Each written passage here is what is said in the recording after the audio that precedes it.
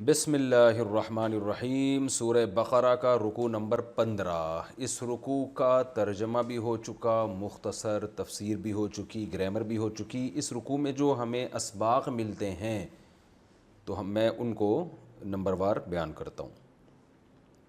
بسم اللہ الرحمن الرحیم۔ ایک سبق ہمیں یہ ملتا ہے کہ یا بنی اسرائیل اذکروا نعمتی التی انعمت علیکم۔ اللہ نے بنی اسرائیل کو نعمت کا بھی تذکرہ کیا اور ان کو آخرت کے عذاب سے ڈرایا بھی۔ تو اس کو کہتے ہیں کہ موٹیویشن کے لیے ہمیں دو ہی چیزیں چاہیے۔ ایک تو ہمیں چاہیے کہ ہم خالق کے احسانات کو سوچیں کہ اللہ نے ہم پر یہ احسانات کیے ہیں، تو احسانات کو سوچ کر بھی انسان کے دل میں محبت پیدا ہوتی ہے اور وہ عمل پر آمادہ ہوتا ہے۔ دوسرا، خوف پیدا کرنے کی ضرورت ہے۔ کسی کو بھی جب آپ کوئی چیز کسی عمل پہ لانا چاہیں نا تو اس میں دو چیزیں ہوں گی تو کام ہوگا۔ تو اپنی تربیت بھی ایسی ہوتی ہے کہ کسی کام کے نہ کرنے کا خوف کہ نہیں کیا تو یہ سزا ملے گی اور کیا تو یہ انعام ملے گا۔ تو بچوں کی تربیت ہو، کسی کی بھی تربیت ہو، ان میں دونوں پہلو سامنے رکھنے چاہیے۔ ایک سبق ہمیں یہ ملتا ہے کہ اللہ تعالیٰ نے ابراہیم علیہ السلام کو آزمایا اور ابراہیم علیہ السلام اس آزمائش میں پورے اترے۔ تو پتہ یہ چلا کہ بھائی اللہ تعالیٰ جب کسی کو آزماتے ہیں اور وہ آزمائش میں پورا اترتا ہے تو پھر اس کو نوازا جاتا ہے بہت سارے طریقوں سے۔ جیسے ابراہیم علیہ السلام آزمائشوں میں پورے اترے تو اللہ نے آپ کو بھی نوازا۔ تو ہم پر بھی دنیا میں آزمائشیں آ سکتی ہیں، اللہ ہم سب کو بچائے، ہم بڑے نالائق ہیں، لیکن بہرحال اللہ کی طرف سے آزمائشیں آتی ہیں تو یہ سوچ کے ان آزمائشوں کو پورا کرنا چاہیے کہ یہ تھوڑے دن کی آزمائشیں ہیں، اس کے بعد انعامات بہت زیادہ ہیں۔ اور پھر تیسرا فائدہ ہمیں یہ پتہ چلتا ہے کہ اللہ نے جب پیغمبر کو آزمایا ابراہیم علیہ السلام کو تو صلہ کیا دیا کہ میں آپ کو دنیا کا امام بناؤں گا۔ یہ نہیں کہا کہ میں آپ کو بہت سارے پیسے دوں گا، میں آپ کو بہت شہرت دوں گا، نہ نہ نہ نہ، امام بناؤں گا۔ کیا مطلب؟ کہ آپ کو لوگ فالو کریں گے۔ تو اس سے پتہ چلتا ہے یہ بہت بڑی اللہ کی طرف سے کوئی نعمت ہے کہ کسی کو دینی مقتدا اور رہبر بنا دیا جائے۔ تو اس سے آپ اپنے بچوں کو عالم بنائیں، خود بھی عالم بنیں اور دین میں مضبوطی پیدا کریں تاکہ لوگ آپ کو فالو کریں۔ تو لوگوں کا آپ کو فالو کرنا اور آپ کا اہل حق میں شمار ہونا، مقتدا اور رہبر بننا، یہ اللہ کا بہت بڑا انعام ہے جو اللہ نے ابراہیم علیہ السلام کو بطور نعمت کی دیا۔ یہ ہمیں تیسرا سبق ملتا ہے۔ چوتھا سبق ہمیں اس رکوع میں یہ ملتا ہے کہ جیسے ہی اللہ نے ابراہیم علیہ السلام سے فرمایا نا کہ میں آپ کو امام بناؤں گا، مقتدا اور رہبر بناؤں گا، تو فوراً ابراہیم علیہ السلام نے اپنی اولاد کے لیے بھی دعا کر لی۔ تو اس سے بھی پتہ چلتا ہے کہ اولاد کو اگر آپ کچھ بنانا چاہتے ہیں تو اس میں بھی سب سے بہتر راستہ یہ ہے کہ وہ نیک اور صالح بنے اور قوم کی مقتدا اور رہبر بنے، لوگوں کو صحیح گائیڈ کرنے والی بنے۔ تو یہ بہت بڑی نعمت ہے کیونکہ ابراہیم علیہ السلام کو پتہ ہے کہ میری اولاد اگر رہبر بنے گی تو اس کا بھی مجھے فائدہ ہوگا۔ تو اپنی اولاد کی بھی یہ کے لیے انہوں نے پیسے نہیں مانگے کہ میری اولاد کو مال و دولت ملے، میری اولاد کو عزت ملے، شہرت ملے، نہ نہ نہ، اے اللہ جیسے تو مجھے لوگوں کا رہبر بنا رہے تو میری اولاد کو بھی لوگوں کا مقتدا اور رہبر بنا۔ تو یہ بھی پتہ چلتا ہے ہمیں اس سے۔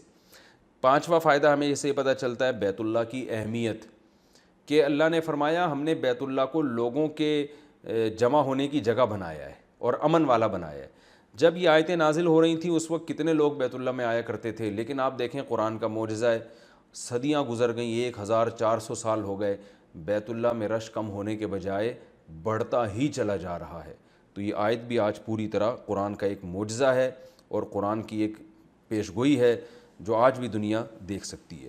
چھٹا فائدہ ہمیں کیا حاصل ہو رہا ہے اس سے کہ اللہ نے ابراہیم علیہ السلام اور اسماعیل علیہ السلام کو حکم دیا کہ وہ اللہ کے گھر کو پاک صاف رکھیں۔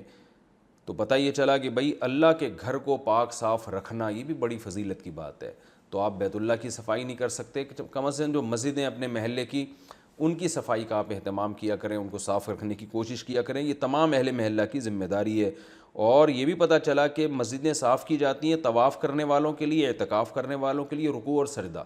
طواف تو صرف مسجد حرام میں ہوتا ہے، لیکن عام مسجدوں میں رکوع اور سجدے ہوتے ہیں، اعتکاف بھی ہوتا ہے۔ تو اس سے ان عبادتوں کی فضیلت بھی ثابت ہوتی ہے کہ اسلام میں یہ عبادتیں، طواف بھی ہے، اعتکاف بھی ہے، رکوع اور سجدہ بھی ہے جس کو نماز کہا جاتا ہے۔ اس عبادت کی فضیلت بھی ثابت ہوتی ہے۔ اور ساتواں فائدہ ہمیں یہ حاصل ہوتا ہے کہ ابراہیم علیہ السلام دعا مانگ رہے ہیں اللہ اس جگہ کو شہر بنا دے اور امن والا بنا دے۔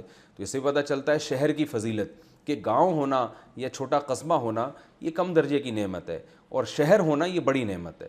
تو اس لیے علماء کہتے ہیں کہ شہر کی زندگی کو گاؤں کی زندگی پر ترجیح دینی چاہیے، اس سے شہر کی فضیلت بھی ثابت ہوتی ہے۔ قرآن میں دوسرے مقام پہ بھی یہ فضیلت ثابت ہوتی ہے۔ یوسف علیہ السلام سے اللہ تعالیٰ نے فرمایا، یوسف علیہ السلام اپنے والد اور اپنی قوم سے فرما رہے تھے کہ وجاء بکم من البدوی، کہ اللہ نے آپ پر احسان کیا کہ گاؤں سے لے کر آپ کو مصر جیسے شہر میں لے آیا. تو اس سے پتہ چلتا ہے کہ شہری زندگی بھی اللہ کی ایک بڑی نعمت ہے، اس میں سہولتیں زیادہ ہیں، تعلیم کا عنصر زیادہ ہے، تہذیب اس میں زیادہ ہوتی ہے. پھر اللہ نے حضرت ابراہیم نے دعا مانگی اللہ اس کو شہر بنا امن والا. تو اس سے امن کی بھی اہمیت واضح ہوتی ہے کہ اسلام میں امن کی بڑی ویلیو ہے، کہ ابراہیم علیہ السلام جس علاقے کی سلیکشن کر رہے ہیں جو پوری دنیا کا اسلام کا مرکز بنے گی، اس کی سب سے بڑی کوالٹی یہ کہ اس میں امن ہونا چاہیے.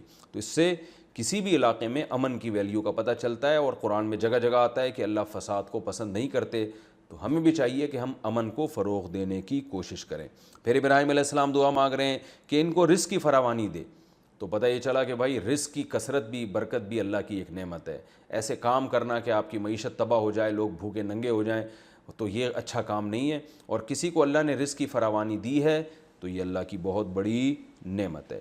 ومن کفر فامتعه قلیلا، اللہ نے فرمایا کہ جو کافر ہے اس کو بھی میں رزق دوں گا.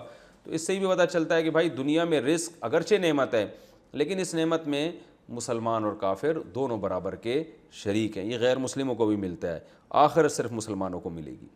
اور وَإِذْ يَرْفَعُ إِبْرَاهِيمُ الْقَوَاعِدَ مِنَ الْبَيْتِ وَإِسْمَاعِيلُ، اس میں بھی بیت اللہ کی فضیلت ہے اور مسجد تعمیر کرنے کی فضیلت ہے.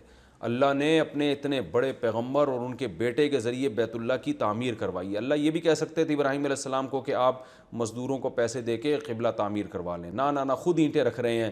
تو کہیں بھی مسجد تعمیر ہو تو اس میں کوشش کرنی چاہیے بنفس نفیس شرکت کریں، کیونکہ اللہ کا گھر تعمیر ہو رہا ہے. اور پھر ایک سبق ہمیں یہ بھی ملتا ہے کہ ابراہیم اور اسماعیل علیہ السلام اتنا بڑا کام کر رہے ہیں، اتنی بڑی عبادت، لیکن اللہ سے ڈر کتنا رہے ہیں. اللہ سے دعا مانگ رہے ہیں اللہ تو قبول کر لے. تو اسے کہتے ہیں ایمان امید اور خوف کے درمیان ہے. اتنا بڑا کام ہو رہا ہے اور ان کے اخلاص میں کوئی شبہ نہیں، پھر بھی اللہ سے دعا مانگ رہے ہیں کہ اللہ تیرا فضل ہوگا کہ تو اس کو قبول کر لے گا. تو اس سے ہمیں پتہ چلتا ہے کہ بھئی کوئی بھی نیک کام ہو تو ہمیں اللہ سے قبولیت کی دعا مانگنی چاہیے، اپنے عمل پہ اترانا نہیں چاہیے. یہ نہیں کہنا چاہیے کہ ہم نے تو اتنا اچھا کام کیا، یہ تو ہوگا ہی ہوگا، یہ تو قبول ہی ہوگا. نہ بھئی ڈرتے ڈرتے اے اللہ ہماری توبہ یہ اس عمل کو قبول کر لے، تو سننے والا جاننے والا ہے. اور پھر اللہ سے یہ بھی دعا مانگ رہے ہیں وجعلنا مسلمین لک ومن ذریتنا، ہمیں بھی فرما بردار بنا، ہماری اولاد کو بھی فرما بردار بنا، سب کو نیک بنا دے. اس دعا کو مانگنا چاہیے. اور وتب علینا، ہماری توبہ قبول کر. کیا مطلب؟ ہم سے اس بیت اللہ کی تعمیر میں اتنے اچھے عمل میں اگر کوتاہی ہو رہی ہے تو معاف کر دے. تو دیکھیں ہم نماز کے بعد جب سلام پھیرتے ہیں تو 3 دفعہ استغفار کہنے کا حکم ہے، استغفر اللہ استغفر اللہ. حالانکہ ہم نے عبادت کی ہے، تو ہمیں یہ سکھایا جا رہا ہے کہ بھئی عبادت کا جو حق تھا وہ تم ادا نہیں کر سکتے تو اللہ سے توبہ استغفار کرو. تو ابراہیم علیہ السلام اپنے بیٹے کے ساتھ بیت اللہ بنا رہے ہیں اور کہہ رہے ہیں اللہ ہم سے جو کوتاہی ہو رہی ہے اس میں تو ہمیں معاف کر دے، ہماری توبہ قبول کر لے. یہ بڑا اعلیٰ مقام ہے اور یہ نیک لوگوں ہی کو نصیب ہوتا ہے. آج جو 4 باتیں سیکھ کے نا لوگوں میں تکبر پیدا ہو جاتا ہے، تو اس سے پتہ چلتا ہے تکبر بری چیز ہے. اور پھر آخر میں اس رکوع میں جو یہ دعا ہے کہ اللہ تو ایک پیغمبر بھیج دو ان پر ہماری آیات، تیری آیات کی تلاوت کرے. تو اس سے پتہ چلتا ہے کہ رسول اللہ صلی اللہ علیہ وسلم ابراہیم علیہ السلام کی دعا کا نتیجہ ہیں. اور اللہ نے آپ کے دوسرے بیٹے اسماعیل ان کی اولاد میں پیغمبر کو پیدا کیا. تو اپنے لیے بھی یہی دعائیں مانگنی چاہیے. اب ہماری اولادوں میں پیغمبر تو نہیں ہو سکتے، آپ صلی اللہ علیہ وسلم آخری نبی ہے، لیکن یہ دعا اللہ سے مانگنی چاہیے کہ اللہ میری اولاد میں نیک صالح لوگ پیدا کر جو لوگوں کو صحیح گائیڈ کریں، لوگوں کے رہبر بنیں. یہ بڑی فضیلت ہے. آپ کو پیسہ مل جائے اللہ کی نعمت ہے، لیکن اگر نیک اولاد مل جائے پیسہ نہ ملے یہ زیادہ بڑی نعمت ہے. اور پھر پیسہ بھی ہو نیک اولاد بھی ہو تو اچھی بات ہے. یعنی نیک اولاد یہ دولت سے بڑی نعمت ہے، جبکہ آج لوگ اولاد کی نیکی کو بڑی ویلیو نہیں دیتے، پیسے کو زیادہ ویلیو دیتے ہیں. تو پیغمبر اولاد کے نیک ہونے کو یا اولادوں میں نیک لوگوں کے پیدا ہونے کو زیادہ فوکس کرتے ہیں. اور آخری جو علمی نقطہ اس سے ہمیں پتہ چلتا ہے کہ پیغمبر کی ذمہ داری صرف قرآن دینا نہیں ہے، بلکہ قرآن یعلمہم الکتاب، کتاب سکھانا بھی ہے اور حکمت کی باتیں سکھانا اور تزکیہ. تو آپ دیکھیں صحابہ کرام جو تھے انہوں نے نبی سے صرف قرآن لیا نہیں ہے بلکہ سیکھا بھی ہے، اور حکمت لی نہیں ہے بلکہ حکمت سیکھی بھی ہے. حکمت کہتے ہیں حق اور باطل میں فرق کرنے کی صلاحیت پیدا ہو جائے آپ کے اندر، اس کو حکمت کہتے ہیں. کہ ایسی آپ کو گائیڈنس ملے کہ آپ کے اندر یہ ملکہ پیدا ہو جائے کہ آپ صحیح کو صحیح اور غلط کو غلط کہہ سکیں. تو یہ عمل باقاعدہ صحابہ نے سیکھا ہے. اور تزکیہ کا مطلب اپنے آپ کو پاک کرنا ظاہری گناہوں سے بھی اور باطنی. ظاہری گناہ ہے زنا ہے, شراب ہے, نماز قضا کرنا, شرک, والدین کی نافرمانی, رشتہ داری توڑنا, یہ ظاہری گناہ. باطنی گناہ کیا ہے؟ حسد ہے, بغض ہے, کینہ ہے, تکبر ہے, جیلیسی, خواہ میں لوگوں سے, اور یہ سب چیزیں باطنی برائیاں ہیں. تو پیغمبر نے صحابہ کی ان برائیوں کو بھی یعنی باقاعدہ تربیت دی ہے ان کو. تو اب آپ سوچیں کہ جب صحابہ ڈائریکٹ قرآن نہیں سیکھ سکتے تھے بلکہ پیغمبر کے محتاج تھے, حالانکہ قرآن ان کی زبان میں نازل ہوا, تو اس سے پتہ چلتا ہے کہ تابعین صحابہ کے بغیر نہیں سیکھ سکتے تھے, تبع تابعین تابعین کے بغیر نہیں. تو یہ سلسلہ سینہ بسینہ اس وقت سے آج تک چلا آ رہا ہے. تو جو اس سلسلے سے منسلک ہوگا وہی اہل حق ہوگا. جو اس سلسلے سے ہٹ کے خود سے بولے گا میں قرآن سیکھ رہا ہوں, میں جو کسی سے سیکھنے کی ضرورت نہیں ہے, تو اس کا مطلب وہ اہل حق کی جماعت میں نہیں ہے, وہ لوگوں کو گمراہ کر رہا ہے. تو اس لیے جو آج کل لوگ پیدا ہوتے ہیں نا, کہتے ہیں ہم نے قرآن کسی سے نہیں سیکھا, ہم خود سے سیکھتے ہیں. تو بھائی صحابہ خود سے نہیں سیکھ سکے تھے, ان کو نبی سے سیکھا ہے, پھر تابعین نے صحابہ سے. تو یہ سینہ بسینہ سلسلہ چلا آ رہا ہے. اس میں تزکیہ بھی ہے, علم و حکمت کی باتیں بھی ہیں, اور کتاب کا سیکھنا بھی ہے, سب کچھ اسی میں داخل ہے. بالکل ایسے ہی جیسے تلاوت قرآن کوئی خود سے نہیں سیکھ سکتا کہ تجوید کے قاعدے دیکھ لے اور کتابیں پڑھ کے تلاوت شروع کر دے. اس کو کوئی قاری چاہیے, کسی قاری کی قراءت سنے گا, پھر اس کی نقل اتارنے کی کوشش کرے گا. تو جیسے اللہ نے فرمایا یتلو علیہم آیاتک, نبی قرآن کی تلاوت بھی کریں گے تو یہ تلاوت بھی نبی سے سیکھیں گے. تو اسی طرح تعلیم کتاب بھی نبی باقاعدہ سکھائیں گے. تو یہ علم سینہ بسینہ چلا ہے. صرف کتابیں جو ہے نا وہ معاون مددگار تو بنی ہیں, لیکن اس کا مطلب یہ نہیں ہے کہ انسان لوگوں سے مستغنی ہو جائے اور اب اس کو کوئی بندہ نہیں چاہیے سیکھنے کے لیے, بس وہ خود ہی سے, جس کو پشتوں میں کہتے ہیں بھائی اخپل طریقے سے سیکھے گا, ایسا نہیں ہوتا. تو یہ تو رکوع نمبر 15 تھا جس میں کچھ علمی نکات تھے جو میں نے آپ کے سامنے بیان کیے. اب ہم شروع کرتے ہیں رکوع نمبر 16, یعنی 16واں رکوع شروع ہو رہا ہے اور جو پہلے پارے کا آخری رکوع ہے. تو وہی ترتیب رہے گی, پہلے اس کا لفظی ترجمہ ہوگا اور ساتھ ساتھ مختصر گرامر, پھر اس کی تفسیر بیان ہوگی, اور پھر جو اس میں علمی نکات ہمیں ملتے ہیں وہ میں نمبر وار مختصراً بیان کروں گا. وَمَن يَرْغَبُ, واو کا معنی اور, من کا معنی جو بھی, یرغبو رغیبہ یرغبو, اس کا معنی ہوتا ہے رغبت کرنا کسی چیز میں, لیکن اس کا معنی رغبت کرنا جب ہوتا ہے جب اس کے بعد فی آ رہا ہو. جیسے یرغبو فی امرن, رغبت رکھتا ہے کسی کام میں, لیکن جب اس کے بعد عن آتا ہے نا تو اس کا معنی الٹا ہو جاتا ہے. اس کا معنی ہوتا ہے اعراض کرنا, یعنی رغبت نہ کرنا. تو اب یہاں آ رہا ہے عن, تو اس کا مطلب کیا ہوا کہ جو اعراض کرتا ہے. وَمَن يَرْغَبُ, اور جو بھی کون ہے جو اعراض کرے گا, عن ملت ابراہیم, ابراہیم کی ملت سے, کون ہے جو ابراہیم کی ملت سے روگردانی کرے گا, الا من, مگر وہ شخص, سفیہا, جو بے وقوف ہو. سفیہا یسفہ سفاہتاً, سفاہت کہتے ہیں حماقت اور بے وقوفی پر, یعنی انسان ہو عقل مند مگر کام احمقوں والے کر رہا ہو. دو ہوتے ہیں نا لاپرواہ لاؤبالی قسم کے لوگ, ان کو سفیہ کہا جاتا ہے. تو اللہ فرماتے ہیں کہ الا من سفیہا, مگر وہی ابراہیم علیہ السلام کی شریعت سے منہ موڑے گا جو بے وقوف ہوگا. نفسہ, یہ نفسہ اصل میں تھا عن نفسہ, عن کو حذف کر دیا. کیا مطلب, جو بے وقوف ہوگا اپنی ذات کے, اپنے نفس کی طرف سے, یعنی جو اپنی ذات کے اعتبار سے ہی احمق ہے. ایک احمق ہوتا ہے, حماقت وقتی طور پر کسی پہ طاری ہو جاتی ہے, ہر اچھا سمجھدار آدمی بھی کبھی کبھار کچھ الٹی باتیں شروع کر دیتا ہے. اور ایک ہوتا ہے اپنی ذات کے اعتبار سے ہی احمق ہو, بالکل ہی پرلے درجے کا نالائق ہو. تو اللہ فرماتے ہیں کون ہے جو ابراہیم کی ملت سے اعراض کرے گا, مگر وہی شخص کرے گا جو اپنی ذات کے اعتبار سے ہی احمق اور بے وقوف ہے.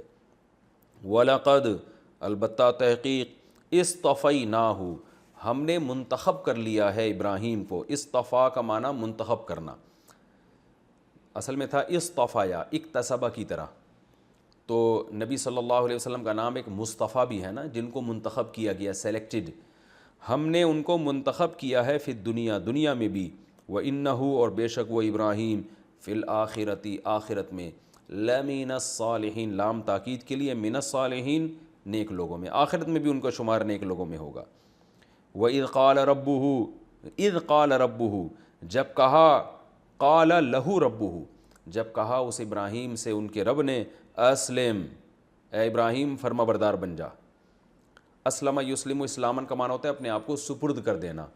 تو اسلم یہ جیسے میں نے بتایا تھا نا، یکرمو اصل میں تھا یو اکرمو، تو یسلمو ہوگا یو اسلمو، تو امر بنے گا اسلم۔ اسلم اے ابراہیم فرما بردار بن جا۔ قال ابراہیم نے فرمایا اسلم تو میں فرما بردار بن گیا لرب العالمین تمام جہانوں کے پالنے والے کے لیے، جو رب العالمین میں اس کے آگے فرما بردار بن گیا ہوں۔ ووصا بہا اور اسی کی، بہا کا معنی اسی بات کی کہ تم سب فرما بردار بن کے رہو، اسی بات کی وصیت کی، وصایا یوصیو توصیتاً سبح یسبح کی طرح ہے، اس کا معنی وصیت کرنا، اور اسی بات کی وصیت کی ابراہیم نے بنی ہی، ابن بیٹے کو، بنی اس کی جمع، بنی ہی اپنے بیٹوں کو، ویعقوب اور یعقوب نے بھی وصیت کی، اپنے بچوں کو یعقوب علیہ السلام نے بھی اسی کی وصیت کی کہ اللہ کے فرما بردار بن کے رہو، اور ابراہیم علیہ السلام نے بھی، اور یعقوب علیہ السلام نے کیا کیا آگے وہ آ رہا ہے، یا بنیا اے میرے بیٹو، بنین، بنین کہتے ہیں بیٹوں کو، جمع ابن کی جمع بنین آتی ہے، اور بنیا میرے بیٹے، بہت سارے بیٹے ہیں میرے، اور ان کو آخر میں یا لگا دیا تو میرے بیٹے، اور نون آخر سے حذف ہو گیا، یا بنیا میرے بیٹو، ان اللہ بے شک اللہ تعالیٰ نے، یعنی یہ وصیت ابراہیم اور یعقوب علیہ السلام کی چل رہی ہے، اے میرے بیٹو ان اللہ بے شک اللہ تعالیٰ نے اصطفیٰ منتخب کیا ہے، وہی اصطفیٰ منتخب کیا ہے، لکم الدین تمہارے لیے ایک مخصوص دین، فلا تموتن لا تموتو تم مرو نہیں، ماتا یموتو نصر ینصرو کی طرح، اس کا معنی مرنا موت سے، لا تموت لا تموت تم مت مرو، لا تموتن یہ نون تاکید کے لیے، تم ہرگز مت مرو، الا مگر اس حال میں وانتم مسلمون کہ تم ہو فرما بردار، تمہاری موت اس حال میں آنی چاہیے کہ تم اللہ کے مکمل فرما بردار بن کے رہو۔ آگے اللہ فرماتے ہیں ام کنتم کیا تھے تم، ام کا معنی کیا، کنتم کا معنی تھے تم، شہداء حاضر تھے، اذ حضرا جب حاضر ہوئی یعقوب کے پاس الموت موت، کیا تم اس وقت موجود تھے، تمہیں پتہ ہے کہ جب یعقوب علیہ السلام پر موت کا وقت آیا، اذ قال جب انہوں نے کہا لی بنی ہی اپنے بیٹوں سے، ما تعبدون من بعدی میرے بعد تم کس کی غلامی کرو گے، کس کو فالو کرو گے، کس کے فرما بردار بن کے رہو گے، قالو تو سارے بیٹوں نے کہا نعبدو ہم عبادت کریں گے الہ کا آپ کے معبود کی، جو آپ کا معبود ہے یعنی اللہ، اس کی عبادت کریں گے، و الہ آبائی کا، آبا اب کی جمع آتی ہے، اب ابا کو کہتے ہیں آبا باپ دادا، اور اس کی عبادت کریں گے جو آپ کے باپ دادا کا معبود ہے، وہ کون ہے، وہ آپ کے باپ دادا کون ہیں، ابراہیم و اسماعیل و اسحاق، ابراہیم بھی اسماعیل بھی اور اسحاق بھی، اسحاق علیہ السلام تو ان کے جو ہے وہ یعقوب علیہ السلام کے جو بیٹے تھے نا، اسحاق علیہ السلام یعقوب علیہ السلام کے چچا تھے، تو چچا کو بھی دادا کی فہرست میں باپ دادا میں شامل کیا جاتا ہے، یعنی ابا کے چچا بھی ظاہر ہے باپ داداؤں میں آ جاتے ہیں نا، تو اس لیے ان کو بھی ذکر کر دیا کہ ہم عبادت کریں گے آپ کے معبود کی اور آپ کے باپ دادا کے معبود کی، یعنی ابراہیم اسماعیل اور اسحاق، الہ واحدہ اور وہ ایک ہی الہ ہے یعنی اللہ ہے، اس کی عبادت کریں گے، اس کو فالو کریں گے، وَنَحْنُ لَهُ مُسْلِمُونَ اور ہم صرف اسی کے فرما بردار بن کے رہیں گے۔ تو یہ بیٹوں نے ابا سے ایگریمنٹ کیا۔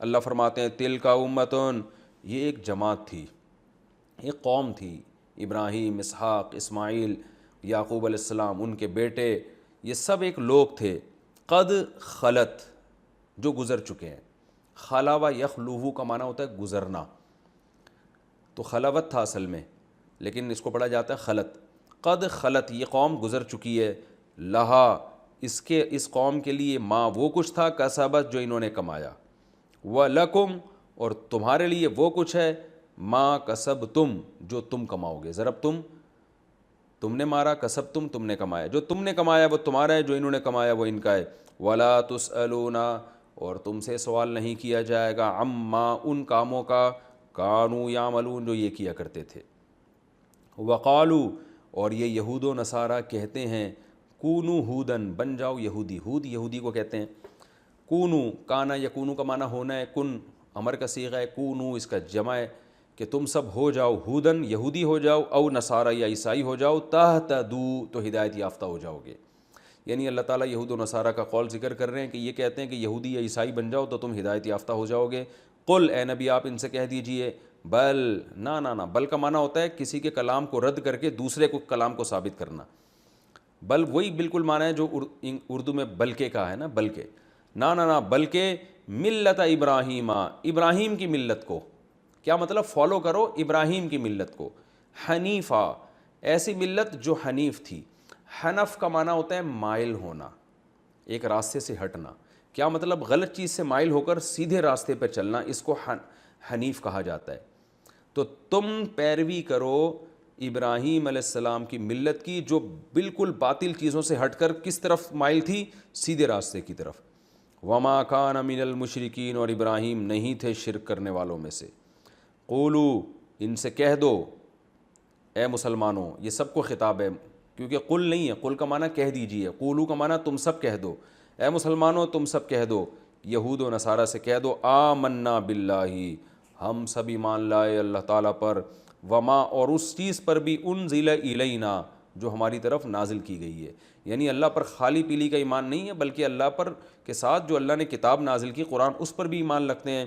وما اور اس چیز پر بھی انزل الی ابراہیم جو ابراہیم علیہ السلام پر نازل کی گئی, جو صحیفے نازل کیے گئے.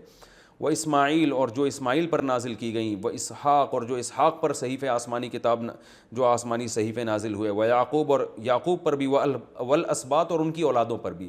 سبت کہتے ہیں نسل میں پیدا ہونے والی اولادوں کو, اور اسباط اس کی جمع آتی ہے. یعنی یعقوب علیہ السلام کی اولادوں پر بھی جو کچھ نازل ہوا اللہ کی طرف سے ہم سب پر ایمان رکھتے ہیں. وما اور اس پر بھی اوتی موسیٰ جو موسیٰ کو دیا گیا, یعنی جو موسیٰ کو تورات دی گئی اس پر بھی. وعیسیٰ اور جو عیسیٰ کو دی گئی کتاب یعنی انجیل اس پر بھی ایمان رکھتے ہیں.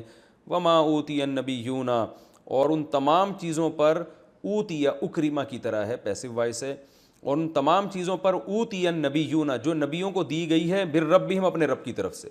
ہم تمام پہ سب پہ ایمان رکھنے والے لوگ ہیں. لا نفرق فرق یفرق تفریقا ہم فرق نہیں کرتے بین احد منہم ان میں سے کسی ایک کے درمیان بھی. تمام پیغمبروں پر ایمان ہے, کسی ایک کے درمیان بھی ہم تفریق نہیں کرتے. وَنَحْنُ اور ہم جو مسلمان ہیں, لہو صرف اس اللہ کے لیے, مسلمون فرما برداری کرنے والے ہیں, صرف اسی کے آگے ہم اسی کو فالو کرتے ہیں ہم. فَإِن پس اگر آمنو یہ لوگ ایمان لے آئیں یہود و نصارہ, بِمِثْلِ ما بالکل اسی کے مثل لے آئیں, آمنتم بِہِ جس چیز کے مثل تم ایمان لے کر آئے ہو, یعنی جس چیز کے مثل تم ایمان لائے ہو اگر یہ بالکل ویسا ہی ایمان لائیں گے, فقد تو تحقیق اہتدوا انہوں نے ہدایت حاصل کر لی. وَإِن تَوَلَّوْا اور اگر انہوں نے پیٹھ پھیری اس طرح ایمان نہیں لائے جیسے تمہارا ایمان ہے, فَإِنَّمَا هُمْ فِي شِقَاقٍ تو بے شک یہ لوگ مخالفت میں ہیں. شقاق کہتے ہیں مخالفت کو, ایسی مخالفت جو حق کے خلاف ہو. ضد اور عناد والی مخالفت ہوتی ہے نا, اس کو شقاق کہا جاتا ہے, ہر دھرمی والی مخالفت. تو وَإِن تَوَلَّوْا اور اگر یہ رخ موڑ لیں, فَإِنَّمَا هُمْ فِي شِقَاقٍ تو یہ پڑے ہوئے ہیں مخالفت میں. فَسَيَكْفِيكَهُمُ اللَّهُ تو آپ غم نہ کریں. کیوں؟ سَيَكْفِي کفا یکفی کا معنی ہوتا ہے کافی ہو جانا, سین کا معنی ہوتا ہے عن قریب, فا کا معنی تو سَيَكْفِي یضربو کی طرح تو کافی ہو جائے گا, ہم ان کی طرف سے اللہ, یعنی اللہ آپ کو ان کی طرف سے کافی ہو جائے گا, آپ بے فکر رہیں, یا آپ کو نقصان نہیں پہنچائیں گے. وَهُوَ السَّمِيعُ وہ سننے والا ہے, العلیم اور جاننے والا ہے. صبغۃ اللہ اللہ کا رنگ ہے. یہ جملہ ادھورا ہے یعنی اس میں کچھ کلام محذوف ہے, محذوف. ہم جب کلام کرتے ہیں نا تو بہت سے جملے ہم ان شارٹ بولتے ہیں, اس لیے کہ وہ شارٹ بولنے میں بھی اگلا سمجھدار سمجھ جاتا ہے کہ آپ کہنا کیا چاہتے ہیں. تو عربی میں بھی ایسا ہی ہے. تو اللہ نے فرمایا صبغۃ اللہ, صبغہ کہتے ہیں رنگ کو, صبغ عربی میں صاد بے اور غین, صبغ رنگ کو کہتے ہیں, کلر کو کہتے ہیں. صبغۃ اللہ اللہ کا رنگ ہے. کیا مطلب؟ ہم پر اللہ کا رنگ چڑھا ہوا ہے, یہ جو ہم باتیں کر رہے ہیں یہ اللہ کا رنگ ہے. وَمَنْ أَحْسَنُ اور کون اس سے زیادہ اچھا ہے. احسنو کمپیریٹیو ڈگری ہے, ضربہ یضربو مارنا, اور اضربو دوسرے کے مقابلے میں زیادہ مارنے والا, تو احسنو دوسرے کے مقابلے میں زیادہ اچھا. تو ومن احسن من اللہ، اللہ سوال کر رہے ہیں بھلا بتاؤ کون ہے اللہ سے زیادہ اچھا صبغتاً رنگ کے اعتبار سے، یعنی اللہ کے رنگ کے اعتبار سے کس کا رنگ زیادہ اچھا ہے. وَنَحْنُ لَهُ، اور ہم اسی اللہ کے لیے عابدون، عبادت کرنے والے ہیں، اسی کے فرما بردار ہیں. تفسیر میں انشاءاللہ سمجھ میں آئے گا یہ کیا کہا جا رہا ہے. قل، اے نبی آپ ان سے کہہ دیجئے، تحاجوننا، تحاجونا اصل میں تھا تحاجیجونا، تزاربونا کی طرح، زاربا یزاربو مزاربتاً، حاججا یحاججو محاججتاً، جس کو پڑھا جاتا ہے حاجہ یحاجو محاجتاً، جیم اور جیم کو ملا دیا جاتا ہے، اس کا معنی تو حجت بازی کرنا. اے نبی آپ ان سے کہہ دیجئے یہود و نصارہ سے، کیا تم ہم سے حجت بازی کرتے ہو فی اللہ، اللہ کے بارے میں، وَهُوَ ربنا، حالانکہ وہ ہمارا رب بھی ہے، وَرَبُّكُمْ، تمہارا رب بھی ہے، وَلَنَا أَعْمَالُنَا، اور ہمارے لیے ہمارے اعمال ہیں، وَلَكُمْ أَعْمَالُكُمْ، اور تمہارے لیے تمہارے اعمال ہیں، وَنَحْنُ لَهُ مُخْلِصُونَ، اور ہم اسی کے لیے اخلاص کرنے والے ہیں. ام تقولون، کیا تم یہ کہتے ہو، ان ابراہیم و اسماعیل و اسحاق و یعقوب والاسباط کانوا ہودن او نصارا، کیا تم یہ کہتے ہو کہ ابراہیم، اسماعیل، اسحاق، یعقوب اور ان کی اور جو اولادیں تھیں وہ یہودی تھے یا عیسائی تھے، تم یہ باتیں کرتے ہو. قل، ان سے کہہ دیجئے، انتم اعلم، آ کا معنی کیا، انتم کا معنی تم، اعلم کمپیریٹیو ڈگری ہے، ازربو کی طرح، ازربو دوسرے کے مقابلے میں زیادہ مارنے والا، اعلم دوسرے کے مقابلے میں زیادہ جاننے والا. قل انتم اعلم، اے نبی ان سے کہہ دیجئے کہ کیا تم زیادہ جانتے ہو، ام اللہ، یا اللہ زیادہ جانتا ہے. ومن اظلم، اور کون ہے، من کا معنی کون، من کا معنی جو بھی آتا ہے، من کا معنی کون بھی آتا ہے. بالکل جو انگلش میں ہو ہے نا، ہو کبھی جو کے معنی میں بھی آتا ہے اور کبھی کون کے معنی میں بھی آتا ہے، تو اردو میں بھی، عربی میں بھی ایسا ہی ہے. ومن اظلم، اظلم بھی کمپیریٹیو ڈگری ہے، اور اس سے بڑا ظالم کون ہے، من اصل میں تھا من، اس شخص سے زیادہ ظالم کون ہے، کتم شہادتن، کتم یکتیمو کا معنی چھپانا، اس سے بڑا ظالم کون ہے جو شہادت چھپا دے، عندہ اپنے پاس، من اللہ، اللہ کی طرف سے، یعنی اس کے پاس جو شہادت اللہ کی طرف سے موجود ہے، اس سے بڑا ظالم کون ہے جو اس شہادت ہی کو چھپا دے. وَمَا اللَّهُ، اور نہیں ہے اللہ تعالیٰ، بغافل، غفلت والا، عما تعملون، عما اصل میں تھا عن الگ تھا، ما الگ تھا، عما تعملون تمہارے اعمال سے، جو تم کر رہے ہو اللہ اس سے غافل نہیں ہے. تلک امتون، یہ جو ہم نے پیغمبروں کے واقعات بیان کیے، یہ ایک قوم تھی، قد خلت، یہ گزر چکی ہے، دوبارہ اسی کا تکرار، لہا ما کسبت، جو انہوں نے کمایا وہ ان کے لیے، ولکم ما کسبتم، اور جو تم کما رہے ہو وہ تمہارے لیے، ولا تسألون عما كانوا يعملون، اور جو کچھ یہ لوگ کیا کرتے تھے اس کے بارے میں تم سے سوال نہیں ہوگا. یہ تو اس رکوع کا لفظی ترجمہ ہو گیا اور اس کی مختصر گرامر ہو گئی. اب یہ سورہ یعنی جو پہلے پارے کا آخری رکوع ہے، اس کی انشاءاللہ میں تفسیر بیان کروں گا. یہود و نصارہ بار بار یہ دعویٰ کیا کرتے تھے کہ محمد صلی اللہ علیہ وسلم نے یہ جو آسمانی مذاہب چلے آ رہے ہیں نا، یہودی کہتے تھے کہ صرف ہم برحق ہیں جو ہمارے پاس دین ہے، اس کے علاوہ کوئی دین ٹھیک نہیں ہے. عیسائی کہتے تھے ہم برحق ہیں. تو قرآن میں یہ پورا رکوع ہے نا، اس کا حاصل یہ ہے کہ اصل میں حق کسی خاص شریعت کے ساتھ خاص نہیں ہے، بلکہ حق کی ڈیفینیشن یہ ہے کہ جس وقت اللہ کا جو حکم ہو اس حکم کو فالو کرنا، یہ ہے اصل اسلام، یہ ہے اصل یہودیت، یہ ہے اصل عیسائیت، اصل یہ ہے. اب چونکہ جب بھی دیکھیں کوئی شخص بات نہ مان رہا ہو نا، تو کسی ایسی شخصیت کا حوالہ دیا جاتا ہے جس کو سب مانتے ہیں. مثال کے طور پر محلے میں کوئی ایسے بزرگ ہیں جن سے سب کو عقیدت ہے، اور لوگ کہتے ہیں یار یہ بڑے مفتی ہیں، یہ جو فتویٰ دیں گے اس کو فلانا فرقہ بھی مانتا ہے، اس کو دیوبندی بھی مانتے ہیں، اس کو اہل حدیث بھی مانتے ہیں، اس کو بریلوی بھی مانتے ہیں، اس کو شیعہ بھی مانتے ہیں، اس کو ہر فرقہ مانتا ہے، تو پھر ہم حوالہ دیں گے بھائی یہ تو فلاں مفتی کا فتویٰ ہے جس کو آپ سب مانتے ہیں. یہ ہوتا ہے نا. تو بالکل قرآن کا انداز اس رکوع میں یہی ہے کہ ابراہیم علیہ السلام جن کے تم دعویٰ کرتے ہو کہ ہم ابراہیم علیہ السلام کے دین پر ہیں اور وہ سب کے جد امجد ہیں، تو ابراہیم علیہ السلام کا جو اصل مذہب ہے وہ یہودیت یا عیسائیت، موجودہ شکل میں جو یہودیت یا عیسائیت ہے وہ نہیں ہے. بلکہ ابراہیم علیہ السلام کا جو اصل دین ہے وہ کیا ہے کہ جس وقت اللہ کا جو حکم ہے اس کو پورا کیا جائے. تو اس معیار پر محمد صلی اللہ علیہ وسلم اور آپ کو جو فالو کرنے والے لوگ ہیں مسلم ہیں وہ اس معیار پہ پورا اتر رہے ہیں. لہذا ابراہیم علیہ السلام کی شریعت کو فالو کرنے والے یہ ہیں, یہود و نصارہ نہیں ہیں. تو یہود و نصارہ کو یہ باور کیا جا رہا ہے کہ تمہارا اس ابراہیم علیہ السلام کے جو اصل دین ہے ان سے کوئی رشتہ نہیں ہے. لہذا تم جو لوگوں کو کہتے ہو نا کہ یہودیت میں ہی نجات ہے اور عیسائیت, یہودی کہتے تھے یہودیت میں, عیسائی کہتے تھے عیسائیت میں, تو تمہارا یہ دعویٰ غلط ہے. اصل نجات اس میں ہے کہ جس وقت اللہ کا جو حکم ہے اس کو فالو کیا جائے. تو اسی بات کو اللہ نے بیان کیا, وَمَن يَرْغَبُ عَن مِّلَّةِ إِبْرَاهِيمَ. تم خود سوچو کہ جو شخص ابراہیم کی ملت سے اعراض کرے گا وہ وہی شخص ہو سکتا ہے جو دنیا کا سب سے بڑا بے وقوف ہو, جو اپنی ذات کے اعتبار سے بے وقوف ہو. کیونکہ مشرکین بھی ابراہیم علیہ السلام کو مانتے ہیں, مکہ کے مشرکین, یہودی بھی اور عیسائی بھی, تو اس پر تو سب متفق ہیں اور مسلمان بھی.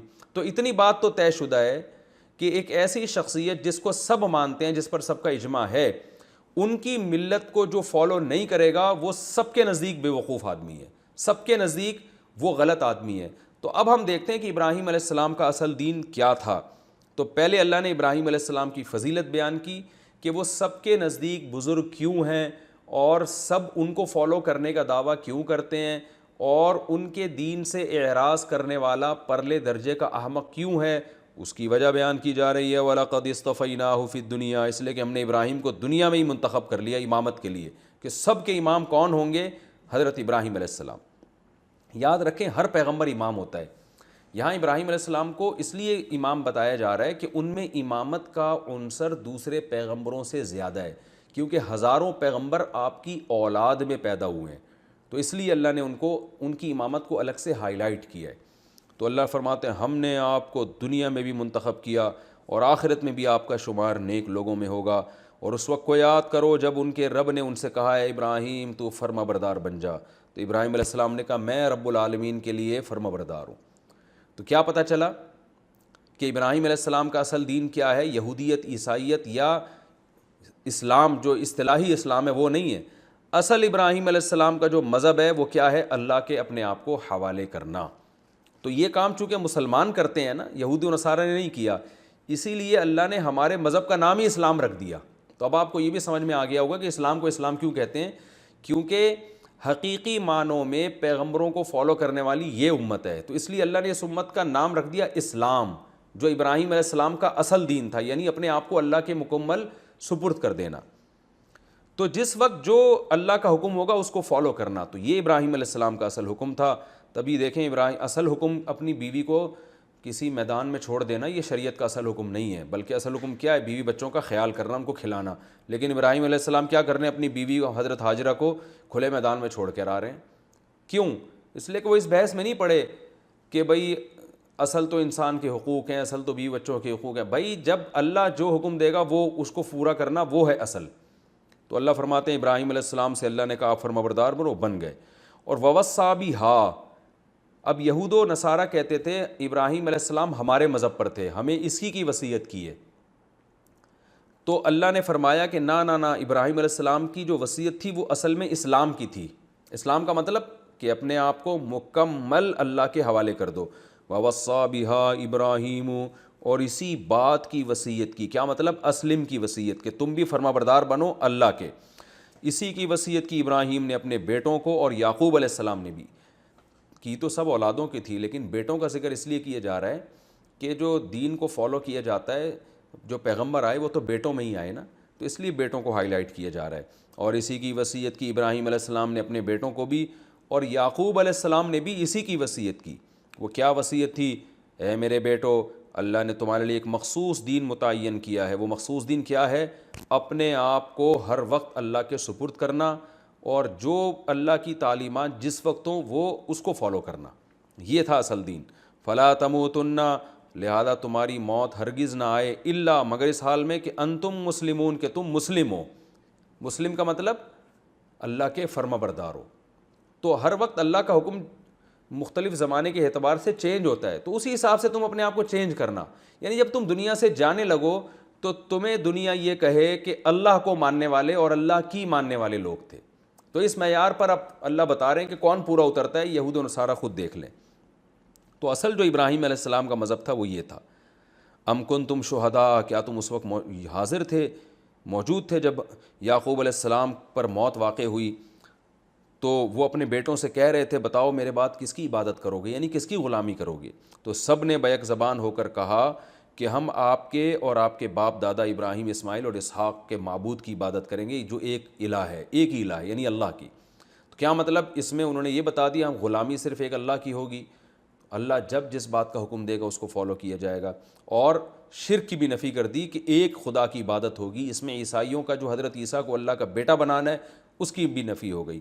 تو اللہ فرماتے ہیں وہ توحید کے دعوے دار تھے، وَنَحْنُ لَهُ مُسْلِمُونَ، اور سب نے بیک زبان ہو کر کام صرف اسی کے فرما بردار بن کے رہیں گے۔ تو اسلام کا جو اصل روح ہے وہ یہی ہے کہ جب اللہ کا جو حکم ہے اس کو فالو کیا جائے، غلامی کی جائے۔ جبکہ یہود و نصارہ مخصوص اصطلاحات کو لے کے بیٹھ گئے تھے۔ یہودی کہتے تھے یہودی کی چھاپ جب تک نہیں لگے گی جنت میں نہیں جاؤ گے، عیسائی کہتے تھے عیسائی کی چھاپ جب تک نہیں لگے گی جنت میں نہیں جاؤ گے۔ تو اصل مقصد اس چھاپ کی نفی ہے۔ اسی طرح مسلمان کہتے ہیں اسلام کی چھاپ جب تک نہیں لگے گی جنت میں نہیں جاؤ گے، تو یہ عقیدہ بھی غلط ہے۔ اسلام کی چھاپ وہ والی چھاپ جو حقیقی چھاپ ہے، کیا مطلب حقیقت میں اللہ کی فرما برداری بھی ہو، تو صرف شناختی کارڈ میں اسلام لکھوا دینا کافی نہیں ہے۔ تو اصل اس رکوع کے روح کو سمجھیں کہ قرآن کہنا کیا چاہ رہا ہے۔ وَنَحْنُ لَهُ مُسْلِمُونَ، اللہ فرماتے ہیں تِلْكَ أُمَّةٌ قَدْ خَلَتْ، یہ قوم تھی جو گزر گئی، سب نے اپنی اولادوں کو وصیت کی اور وہ اس پر قائم رہے اور چلے گئے دنیا سے، جو انہوں نے کیا اس کا صلہ ان کو ملے گا، لیکن اب اللہ دیکھ رہا ہے تم کیا کرتے ہو، یعنی تم اپنے عمل کو فوکس کرو، تم سے ان کے بارے میں سوال نہیں ہوگا، تم سے تمہارے بارے میں سوال ہوگا۔ وَقَالُوا كُونُوا هُودًا أَوْ نَصَارَىٰ تَهْتَدُوا، اللہ فرماتے ہیں دیکھو ابراہیم علیہ السلام کا جو اصل دین تھا وہ اپنے آپ کو اللہ کے سپرد کر دینا، جبکہ یہود و نصارہ کیا کہتے ہیں کہ یہودی یا عیسائی بن جاؤ، یعنی یہودی کہتے ہیں کہ یہودی بن جاؤ، عیسائی کہتے ہیں کہ عیسائی بن جاؤ، تہتدوا، تم کامیاب ہو جاؤ گے، ہدایت پا جاؤ گے۔ اللہ فرماتے ہیں ایسا نہیں ہے، یہ ٹرم اور اصطلاحات میں کچھ نہیں رکھا۔ قل بل ملت ابراہیم حنیفہ، اصل میں تم نے فالو کرنا ہے ابراہیم علیہ السلام کے اس دین کو جو دین حنیف تھا، جو تمام باطل چیزوں سے کٹا ہوا تھا، اور اس باطل میں کیا ہے کہ اللہ کے غیر کی عبادت، تو اس سے تم نے ہٹ کر توحید کے راستے کو اور اللہ کی فرمانبرداری کے راستے کو فالو کرنا ہے۔ یہ اصل ابراہیم علیہ السلام کا دین تھا، اور اسی اصل پر موسیٰ علیہ السلام نے بھی بلایا اور عیسیٰ علیہ السلام نے بھی بلایا، جبکہ تم ایک مخصوص اصطلاح میں الجھ گئے ہو کہ یہودیت ضروری ہے، عیسائیت ضروری ہے، تو یہ ٹرم اور اصطلاحات سے کچھ نہیں ہوتا، عمل کو فوکس کرنا پڑے گا۔ وما کان من المشرکین، اور ابراہیم علیہ السلام مشرکین میں سے نہیں تھے۔ تو یہود و نصارہ میں تو اکثر شرک کرتے ہیں، خاص طور پر عیسائی حضرت عیسیٰ کو اللہ کا بیٹا کہتے ہیں، وہ تو ابراہیم کے دین پر ہے ہی نہیں۔ اب قرآن بڑے زبردست انداز سے اہل ایمان کو کہہ رہا ہے کہ تم ان کو یہ بتا دو کہ جب بھی وقت کا نبی آئے گا ہم اس پر ایمان لائیں گے، جو جو وقت کے نبی آئے ہیں ہم نے سب پر ایمان لائے ہیں، اور ہم فرق نہیں کرتے کہ کسی پر ایمان لائیں اور کسی پر ایمان نہ لے کر آئیں، تو ہم پورے طور پر حقیقت میں اللہ کے فرما بردار ہیں۔ لہذا بتا دو قولوا آمنا باللہ، آپ ان سے کہہ دیں کہ کہہ دو اے ایمان والو، یہود و نصارہ سے کہہ دو آمنا باللہ، ہم اللہ پر ایمان لائے، وما انزل الینا، اس کتاب پر بھی جو ہم پر ہے اور جو ابراہیم، اسماعیل، اسحاق، یعقوب اور ان کی اولادوں پر نازل ہوئی، اور موسیٰ اور عیسیٰ کو جو تورات دی گئی، اور پیغمبروں کو اپنے رب کی طرف سے جو کچھ دیا گیا، معجزے اور کتابیں، سب پر ہم ایمان رکھتے ہیں، اور ان کسی پیغمبر میں بھی فرق نہیں کرتے۔ فرق کرنے کا مطلب کہ کسی پر ایمان لائیں اور کسی پر نہ لائیں۔ منکرین حدیث کہتے ہیں کہ پیغمبروں میں فرق جائز نہیں، کہ فلاں پیغمبر کا فلاں سے اوپر درجہ ہے، فلاں کا نیچے، اس آیت سے وہ استدلال کرتے ہیں، یہ استدلال غلط ہے، اس لیے کہ تیسرے پارے کے شروع میں اللہ نے خود فرمایا تلک الرسول فضلنا بعضهم علی بعض، ہم نے بعض پیغمبروں کو بعض پر فضیلت دی ہے۔ اور قرآن میں خود ہی ایک جگہ پر اللہ کا ارشاد ہے کہ اہل ایمان پیغمبروں میں فرق نہیں کرتے، اور خود قرآن نے اس کا مفہوم بیان کیا کہ فرق نہ کرنے کا مطلب کسی پر ایمان لائیں کسی پر نہ لائیں، ایسا نہیں ہے۔ تو یہودی کیا کرتے ہیں کہ حضرت موسیٰ پر ایمان لا رہے ہیں، عیسیٰ پر نہیں لے کر آ رہے، عیسائی حضرت عیسیٰ پہ لا رہے ہیں، نبی صلی اللہ علیہ وسلم پہ نہیں لا رہے۔ تو جو اللہ کے خوف سے ایمان لے کر آئے گا تو وہ ہمارے تمہارے پیغمبر کا فرق نہیں کرے گا، وہ کہے گا کہ بھی جس کی نبوت بھی دلائل سے ثابت ہوگی میں نے اس پر ایمان لے کر آنا ہے۔ تو اس لیے اللہ فرماتے ہیں اے ایمان والو تم کہہ دو ہم تمام پیغمبروں پر ایمان لائے اور کسی میں بھی فرق نہیں کرتے، اور ہم اللہ کے فرما بردار ہیں۔ تو جو اللہ کا فرما بردار ہوتا ہے وہ تمام پیغمبروں پر ایمان لے کر آتا ہے۔ فَإِنْ آمَنُوا بِمِثْلِ مَا آمَنْتُمْ بِهِ، اللہ فرماتے ہیں پاس اگر یہ یہود و نصارہ ایسا ایمان لے آئیں جیسے تمہارا ایمان ہے، کہ کسی خاص پیغمبر کے ساتھ ایمان کو خاص نہیں کرنا ہے، بلکہ جس پیغمبر کی نبوت دلائل سے ثابت ہو جائے اس پر ایمان لے کر آنا ہے. تو ایسا اگر ایمان لے کر آئیں گے تو یہ ہدایت یافتہ ہے. وَإِن تَوَلَّوْا، اور اگر یہ نہیں لاتے فَإِنَّمَا هُمْ فِي شِقَاقٍ، تو یہ زبردستی کی مخالفت میں پڑے ہوئے ہیں. لیکن آپ پریشان نہ ہوں، اللہ کافی ہو جائے گا، جیسے کہ اللہ نے سب کو مغلوب کر دیا، اور اللہ سننے والا اور جاننے والا ہے. اور ان کو کہہ دیں اللہ کا رنگ ہے جس میں ہم رنگ گئے ہیں. تم ایک خاص مخصوص ٹرم اور اصطلاح میں الجھ گئے ہو اور ہم پہ اللہ کا رنگ چڑھ گیا ہے. یہ ایک کنایہ ہے، کہا جاتا ہے نا کہ وہ تو فلاں کے رنگ میں چڑھ گیا ہے، اس پہ فلاں کا رنگ چڑھ گیا، فلاں کے رنگ میں رنگ گیا ہے وہ. تو اللہ فرماتے ہیں کہ کہہ دو کہ ہم اللہ کے رنگ میں رنگین ہو گئے ہیں، اور اللہ کے رنگ سے بہتر کوئی رنگ نہیں ہو سکتا. لہذا ہم تمام پیغمبروں پر ایمان لے کر آتے ہیں. ایسے بھی نہیں کہ یہود و نصارہ کی مخالفت میں حضرت موسیٰ کا انکار کر دیں، اور ایسا بھی نہیں ہے کہ محمد صلی اللہ علیہ وسلم کی محبت میں غلو کر کے تمام پیغمبروں کا انکار کر دیں، اور جو ہے کسی پیغمبر کی محبت میں کسی دوسرے پیغمبر کا انکار کریں. ایسا نہیں ہے، بلکہ اللہ کے رنگ میں ہم رنگ گئے ہیں، اور اللہ سے بہتر رنگ کسی کا بھی نہیں ہو سکتا. وَنَحْنُ لَهُ عَابِدُونَ، اور ہم اللہ ہی کی پوری فرما برداری کرتے ہیں. تو اصل مذہب جو ابراہیم علیہ السلام کا یہ ہے، مکمل اللہ کی غلامی. تو یہ رکوع ابھی آدھا باقی ہے، کچھ حصہ باقی ہے، یہ اگلے ایپیسوڈ میں انشاءاللہ اگلے حصے کی تفسیر، اور پھر اس رکوع سے جو ہمیں اسباق ملتے ہیں نمبر وار مختصراً وہ بھی میں اگلے ایپیسوڈ میں انشاءاللہ بیان کروں گا، اور پھر اس کے بعد ہم دوسرا پارہ شروع کریں گے. بسم اللہ الرحمن الرحیم. سورہ بقرہ کا رکوع نمبر 16. یہ رکوع تقریباً آدھا ہو چکا ہے، اس کا ترجمہ ہو چکا تھا، اور اس کی اب تفسیر چل رہی ہے، اور آیت نمبر 139 کی آج انشاءاللہ تفسیر ہوگی، اور اس کے بعد کی. قُلْ أَتُحَاجُّونَنَا فِي اللَّهِ وَهُوَ رَبُّنَا وَرَبُّكُمْ، آپ ان سے کہہ دیجئے کہ کیا تم ہم سے حجت بازی کرتے ہو اللہ کے بارے میں، حالانکہ وہ تو ہمارا بھی اور تمہارا بھی رب ہے. وہ حجت بازی یہ تھی کہ یہود و نصارہ بار بار یہی رٹ لگاتے تھے کہ جو یہودی یا عیسائی ہوگا بس وہی جنت میں جائے گا. یہودی کہتے تھے یہودی ہونا، اور عیسائی کہتے تھے عیسائی ہونا. یعنی وہ اصل میں اس کو ایک کسی قوم کا خاصہ سمجھ بیٹھے تھے کہ جنت جو ہے نا ایک مخصوص قوم کا حق ہے، اعمال یا ایمان پر اس کا گویا مدار نہیں ہے. تو اس پہ اللہ نے فرمایا کہ نبی آپ ان سے کہہ دیجئے کہ تم لوگ اللہ کے بارے میں ہم سے حجت بازی کرتے ہو، یعنی گویا یہ اللہ کے بارے میں بحث ہو رہی ہے کہ اللہ کس کو بخشے گا کس کو نہیں بخشے گا. تو اللہ کے بارے میں بحث ہو رہی ہے، حالانکہ وہ ہمارا اور تمہارا سب کا رب ہے. تو اگر صرف تمہارا رب ہوتا اور پھر اللہ تمہیں ہی بخش دیتا تو پھر تو کسی کو کوئی اعتراض نہیں ہے. لیکن یہ تو نہیں ہو سکتا کہ بخشش جو ہے اللہ کی کسی خاص قوم کے ساتھ خاص ہو جائے، کیونکہ وہ ہمارا رب بھی ہے تمہارا رب بھی ہے، تو اس کے بارے میں تم الٹی حجت بازی ہم سے کیوں کر رہے ہو؟ اور ہمارے لیے ہمارے اعمال ہیں، تمہارے لیے تمہارے اعمال ہیں. اگر تم نے اچھے اعمال کیے ہیں تو تم کو اس کا بدلہ ملے گا، تو ہم بھی اگر اچھے اعمال کریں گے تو ہمیں بھی ملے گا. ایسا کیسے ہو سکتا ہے کہ ہم اعمال کریں نہیں ملے اور تم اعمال کرو بس تم ہی جنت میں جاؤ؟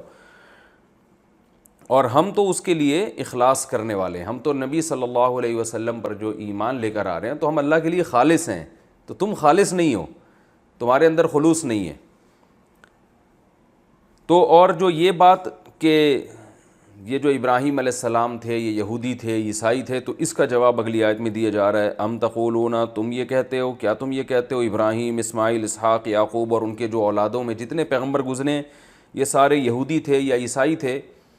تو قل اانتم اعلم ام اللہ، نبی آپ ان سے کہہ دیجئے تم زیادہ جانتے ہو یا اللہ زیادہ جانتا ہے. قرآن میں دوسرے مقام پر اس کا جواب یہ دیا گیا کہ وما انزلت التوراۃ والانجیل الا من بعدہ، کہ ابراہیم علیہ السلام اور یعقوب علیہ السلام یہ یہودی کیسے ہو سکتے ہیں؟ انجیل اور تورات تو ان کے بعد نازل ہوئی ہے، تو ظاہر ہے یہ تورات اور انجیل کے مکلف تھے ہی نہیں، اس کے تفصیلی احکام کے، تو تم نے ان پہ بھی یہودی کا لیبل کیسے لگا دیا؟ تو وہاں دلیل سے جواب ہے، یہاں صرف یہ جواب دیا جا رہا ہے کہ زیادہ علم اللہ کے پاس ہے. تو جب اللہ ایک بات بیان کر رہا ہے کہ اصل جو ابراہیم اسماعیل اسحاق اور یعقوب کا جو دین تھا وہ نہ یہودیت تھی نہ عیسائیت، وہ ہے اپنے آپ کو اللہ کے سپرد کر دینا. تو جس وقت اللہ کا جو حکم اس کو فالو کرنا، اسی پر ابراہیم اسماعیل اسحاق علیہ السلام نے عمل کیا. تو آج جو اس معیار پہ پورا اترے گا وہ اس بات کا حقدار ہے کہ وہ کہے کہ میں یعنی اللہ کے دین کو فالو کرتا ہوں، یا میں تورات پر ایمان رکھتا ہوں، یا میں انجیل پر. باقی جو اس اس معیار پہ پورا نہیں اترے گا وہ تورات اور انجیل پر بھی ایمان کے دعوے میں سچا نہیں ہے۔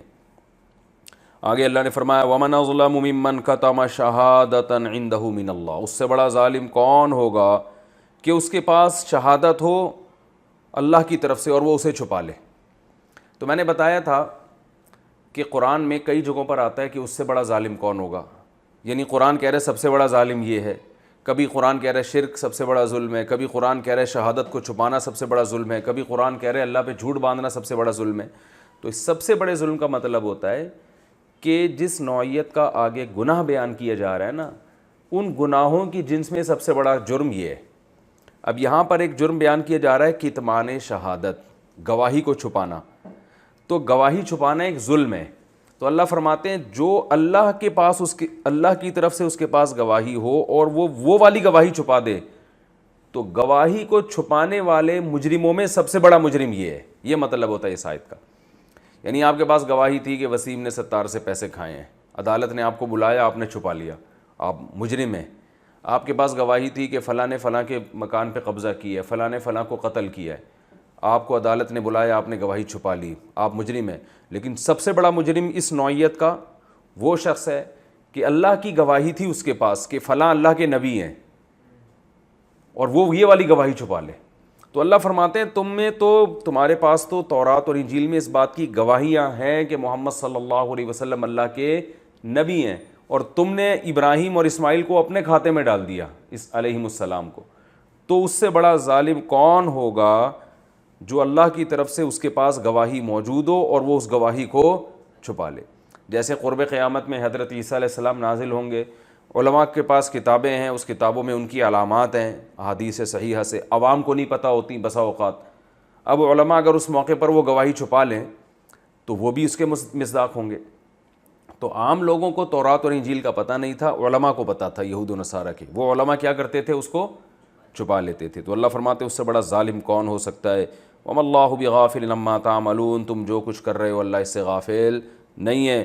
تِلْكَ أُمَّةٌ قَدْ خَلَتْ لَهَا مَا كَسَبَتْ، اللہ نے اسی آیت کا دوبارہ تکرار کیا۔ بعض دفعہ ایک ٹاپک بہت اہم ہوتا ہے تو اللہ اس کو بار بار یعنی اس کا تکرار کرتے ہیں کہ تِلْكَ أُمَّةٌ قَدْ خَلَتْ، یہ قوم تھی جو گزر چکی، ابراہیم، اسماعیل، یعقوب اور ان کی آگے اولادیں۔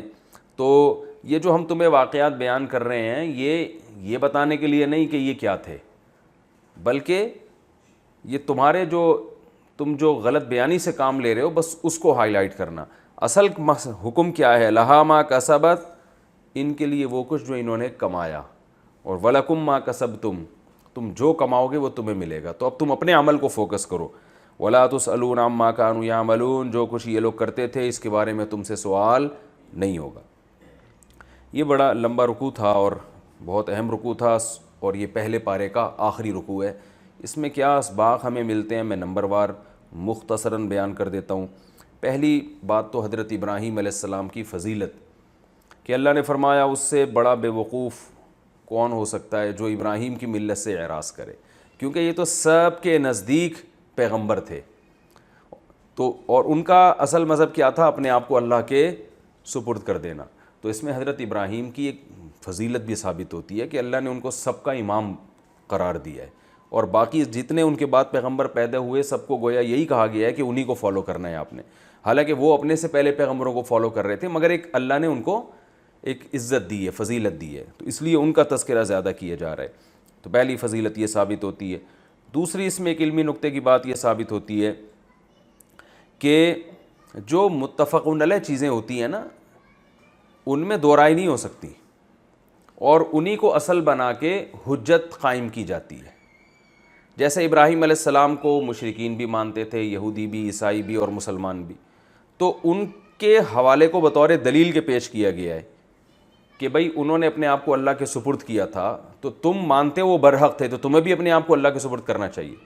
تو آج بھی اس امت مسلمہ میں کچھ چیزیں متفقون علیہ ہیں کہ بھئی قرآن میں تحریف نہیں ہو سکتی، اور بہت ساری چیزیں ہیں جو اس امت کے اجماعی عقیدے ہیں۔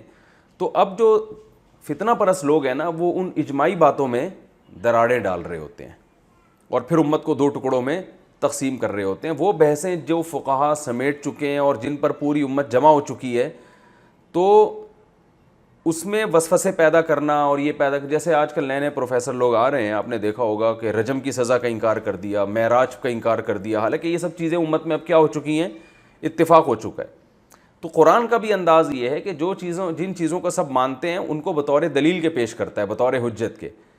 تو اس سے ہمیں بھی پتہ چلتا ہے کہ اس امت مسلمہ میں جو چیزیں طے ہو چکی ہیں اب ان پہ دوبارہ بحث نہیں ہوگی, کیونکہ اس سے تو لامتناہی ہی ایک بحث کا سلسلہ چلا رہے گا اور امت کبھی کسی بات پہ جمع ہوگی نہیں. یہ بھی ایک ہمیں نقطے کی بات پتہ چلتی ہے. اس میں یہ بھی پتہ چلتا ہے کہ ابراہیم علیہ السلام نے اپنے بیٹوں کو اور یعقوب علیہ السلام کو وصیت کی, اور پھر یعقوب علیہ السلام نے بھی موت کے وقت اپنے بچوں کو وصیت کی. تو اس سے وصیت کی اہمیت کا پتہ چلتا ہے کہ والدین کو چاہیے کہ دنیا سے جانے سے پہلے اپنے بچوں کو دین پر قائم رہنے کی وصیت کریں. آج والدین کو اس کی تو بڑی فکر ہوتی ہے, میں مر رہا ہوں پتہ نہیں میری بچی کی شادی ہوگی کہ نہیں ہوگی, میرا بیٹا جو ہے وہ اس کو جاب ملے گی کہ نہیں ملے گی, یہ اس طرح کی باتیں تو ہو رہی ہوتی ہیں. لیکن اپنے بچوں کو کہ دین پر وہ قائم رہیں اور ان کی نسلیں بھی آگے قائم رہیں, اس کی فکر نہیں ہوتی. بلکہ بعض لوگ فورن کنٹریز میں جا کے رہتے ہیں اور کہتے ہیں کہ یار ہمارا ایمان محفوظ ہے, الحمدللہ ہم تو صحیح ہیں یہاں پہ.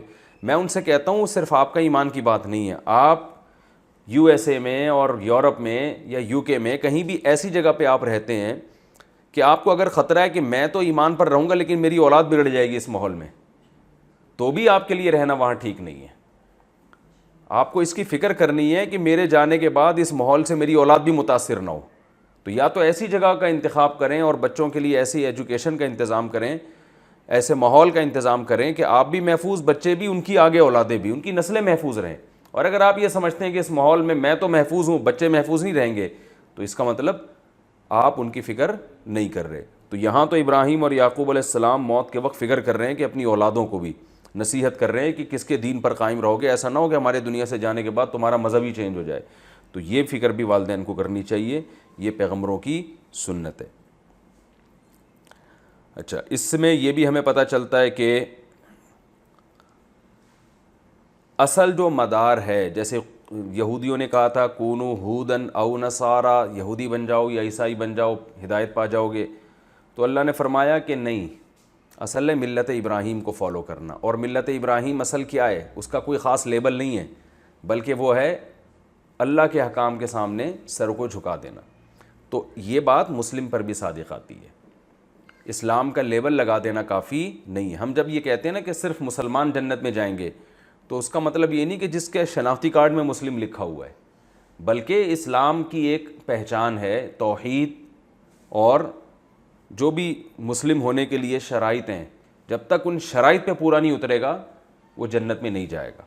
تو اس لیے یہ بھی بہت ضروری ہے کہ صرف لیبل کافی نہیں ہے, بلکہ اصل کس چیز کو, عقیدہ اور اعمال کو فوکس کرنا ہے. آج بہت سے مسلمان نہ عقیدہ ان کا توحید ہے, رسالت کے پیر و مرشد کو اپنے رسول سے بڑا بنا دیتے ہیں. پریکٹیکلی زبان سے تو کہتے ہیں رسول سب سے افضل ہے, لیکن جو معاملہ ان کا اپنے پیر و مرشد کے ساتھ ہوتا ہے اس سے لگتا ہے کہ انہوں نے ان کو رسول سے بھی آگے کر دیا ہے. اس امت کی ایک فضیلت بھی ثابت ہوتی ہے اس آیت میں, قولوا آمنا باللہ وما انزل الینا, کہ اے نبی آپ ان سے کہہ دیجئے کہ ہم تمام پیغمبروں پر, ابراہیم, اسماعیل, اسحاق, یعقوب, الاسباط اور ان کی اولادیں یعنی الاسباط, اور موسیٰ علیہ السلام اور عیسیٰ علیہ السلام, اور تمام پیغمبروں پر ایمان رکھتے ہیں. تو یہ امت معتدل امت ہے, جیسے کہ اگلے رکوع میں آ بھی رہا ہے کہ اس امت نے افراط و تفریط سے کام نہیں لیا. محمد صلی اللہ علیہ وسلم کی عقیدت میں اتنا آگے نہیں بڑھے کہ باقیوں کا انکار کر دیا, اور اتنا مذہب سے دور نہیں ہوئے کہ نبی صلی اللہ علیہ وسلم کا بھی انکار کرنا شروع کر دیا, اتنا جو ہے نا وہ ملحد نہیں بنے. تو تمام پیغمبروں پر ایمان, اور یہی وجہ ہے کہ آج صرف اسلام محفوظ ہے. اس میں صحابہ کی فضیلت بھی معلوم ہوتی ہے. اس رکوع میں قرآن میں اللہ کا ارشاد ہے فَإِنْ آمَنُوا بِمِثْلِ مَا آمَنْتُمْ بِهِ فَقَدِ اهْتَدَوْا, اللہ فرماتے ہیں اگر یہ ایسے ایمان لے آئیں جیسے تم ایمان لائے ہو. تو اس وقت خطاب کس کو ہو رہا تھا, صحابہ کو. تو پتہ چلا صحابہ کیا تھے, مومن. تو آج جو ایک بہت بڑا طبقہ کہتا ہے 5-6 کے علاوہ سارے معاذ اللہ منافق تھے, تو وہ غلط کہتا ہے. تو قرآن تو صحابہ سے خطاب کر رہا ہے جب تک یہ اس جیسا ایمان نہیں لاتے جیسا تمہارا ایمان ہے, اس وقت تک یہ ہدایت پہ نہیں ہو سکتے. تو یہ کچھ احکام تھے جو اللہ نے اس میں بیان کیے ہیں. پھر اس میں یہ بھی ہے کہ اللہ نے اپنے رنگ کو سب سے بہترین رنگ قرار دیا. جب کسی پہ کوئی رنگ چڑھتا ہے نا تو پورا وہ اس کا کلر ہی چینج ہو جاتا ہے. تو اس سے یہ بھی پتہ چلتا ہے کہ آپ اگر اسلام کو مکمل فالو کریں گے تو آپ کا لائف اسٹائل مکمل چینج ہو جائے گا، اور وہ سب سے بہترین لائف اسٹائل ہوگا، کیونکہ اللہ نے فرمایا ومن احسن من اللہ صبغہ۔ اکثر مسلمان جو ہے نا درمیان میں لٹکے ہوئے ہیں، آدھے انگریز ہیں آدھے مسلمان ہیں، تو پتہ ہی نہیں چلتا کہ یہ ہے کیا۔ جمعے کے دن پتہ چلتا ہے کہ نہا دھو کے مسجد جا رہا ہے تو ٹھیک ہے، ورنہ پورے ہفتے پتہ نہیں چلتا۔ تو اللہ کا ایک رنگ انسان کے اوپر چڑھنا چاہیے جو صحابہ کرام پہ چڑھ چکا تھا، اس رنگ سے پتہ چلتا ہے۔ جیسے کوئی کلر دیکھ کے فوراً پتہ چل جاتا ہے نا، اب کوئی حبشی ہو بالکل سیاہ کلر کا ہو اور گھنگری والے بال ہوں اس کے، اور تو فوراً دیکھ کے لگ جائے گا بھائی یہ اسٹیشن یہاں کا نہیں، یہ کے پی کے کا اسٹیشن تو ہو ہی نہیں سکتا، ٹھیک ہے نا، یہ مکران کا ہے، یا یہ کہ لیاری کا ہے، یا یہ کہ ساؤتھ افریقہ کا ہے، تو یہ یہاں کا ایک ہوتا ہے نا انسان کے دیکھ کے پتہ چل جائے۔ تو مسلمان کو بھی ایسا ہونا چاہیے کہ دیکھ کے پتہ چل جائے بھائی یہ مسلم ہے۔ تو اسی کو اللہ نے رنگ سے تعبیر کیا۔ اور جو آخری آیت ہے تلک امت قد خلت لہا ما کسبت، یہ ایک امت تھی جو گزر گئی، ان کے لیے وہ کچھ ہے جو انہوں نے کیا۔ تو اس میں قرآن ہمیں غیر ضروری بحثوں سے بچاتا ہے کہ پچھلی امتوں کے واقعات عبرت کے طور پہ تو پڑھے جائیں گے، لیکن اب جو گئے وہ چلے گئے، اب تو تم یہ دیکھو تم کیا کر رہے ہو۔ تو اس سے ہمیں پتہ چلتا ہے آج جو بہت سے تاریخی، کل کسی کا فون آیا کہ حضرت عائشہ رضی اللہ تعالیٰ عنہ کو زہر دیا گیا تھا یا ان کا ویسے ہی انتقال ہوا تھا، میں نے کہا آپ نے کیا کرنا ہے، کیا مسئلہ ہے، یعنی کوئی پریکٹیکل لائف سے جن چیزوں کا تعلق ہے وہ چیزیں پوچھیں نا۔ کل پھر کسی اور کے بارے میں پوچھیں گے، انہوں نے ان کو قتل کیا گیا تھا، پھر اگر بتا دیں قتل ہوا تھا تو پھر اس پہ کس نے قتل کیا تھا، پھر کس کے دور میں ہوا تھا، ایک لا متناہی اور فضول بحث جس کا عملی زندگی سے کوئی تعلق نہیں ہے۔ تو قرآن کہہ رہا ہے اپنے عمل کو فوکس کرو۔ ہاں کسی نے یہ معلومات لینی ہے تو ہسٹری کی کتاب میں پھر پڑھے بیٹھ کر، پھر وہ علماء کا ٹائم کیوں ویسٹ کر رہا ہے، کیونکہ پھر ایک چیز تھوڑی ہے، پھر تو 10 لوگوں کے بارے میں اس کو سوال ہوں گے، اس کو کس نے کیا تھا قتل، اس کو وہ زندہ تھا، وہ خود مرا تھا، وہ مرا تھا تو کیسے مرا تھا، کس کس سن میں مرا تھا، ٹھیک ہے نا، اس کا کب انتقال ہوا، کیوں انتقال ہوا اور کس ٹائم انتقال ہوا۔ ہر شخص کے بارے میں 3 معلومات ضروری، جب یہ ہو جائیں گی تو پھر پیدائش کے بارے میں، کب پیدا ہوئے، کیوں پیدا ہوئے، تو اللہ نے بتا دیا کہ اس لیے پیدا ہوئے کہ آزمائش ہو۔ ایک سوال کا جواب اللہ نے دیا ہے، اور کب پیدا ہوئے اور کس کے گھر میں پیدا ہوئے، یہ ساری باتیں پھر۔ تو لہا ما کسبت ولکم ما کسبتم۔ اب یزید جو ہے حضرت حسین اس کے دور میں قتل ہوئے، تو اب اس کو لے کر پورے سال اسی کو گھسیٹتے رہنا۔ بھائی تم یہ دیکھو کہ اگر تمہیں حکومت ملتی ہے تو تمہارے دور میں کیا ہو رہا ہے، اور حکومت نہیں ملتی تو جو تمہیں اختیارات ہیں تم ان اختیارات کو صحیح استعمال کر رہے ہو کہ غلط استعمال کر رہے ہو۔ تو اپنے بارے میں کوئی غور کرنے کے لیے تیار نہیں ہے۔ تو ایسے تاریخی واقعات میں تو ظلم بھرا ہوا ہے نا، حضرت عثمان کے بھی قاتل ہیں، حضرت حسین رضی اللہ عنہ کے بھی قاتل، اور پھر بڑی بڑی تاریخی شخصیتیں ان کے قاتل۔ پھر پیغمبروں کا مقام تو صحابہ سے زیادہ ہوتا ہے، اہل بیت سے بھی زیادہ ہے۔ حضرت زکریا علیہ السلام کو بھی تو قتل کیا تھا نا کسی نے، وہ تو اس سے بھی، حضرت حسین کے قاتل سے بھی بڑا ظالم تھا، جس نے حضرت زکریا علیہ السلام، حضرت یحییٰ علیہ السلام، حضرت زکریا کو کے سر پہ آرے چلائے گئے ہیں۔ تو پھر اس بحث کو بھی اٹھایا جائے، اس کو بھی لے کے تقریریں کی جائیں، پھر رویا دھویا جائے، پھر اس پہ لعنت بھیجی جائے۔ تو بھائی جو جس نے کیا، اللہ ظالموں پہ اللہ کی لعنت۔ تو بس یہ مختصر لعنت بھیج کے آگے ہم نے اپنا کام کرنا ہے کہ ہم کوئی ایسا عمل نہ کریں کہ ہم پر بھی لعنت اللہ کی طرف سے ہو جائے۔ تو وہ اپنے عمل کو ہم نے فوکس کرنا ہے، یہ اہم پوائنٹ ہے اس رکوع کا۔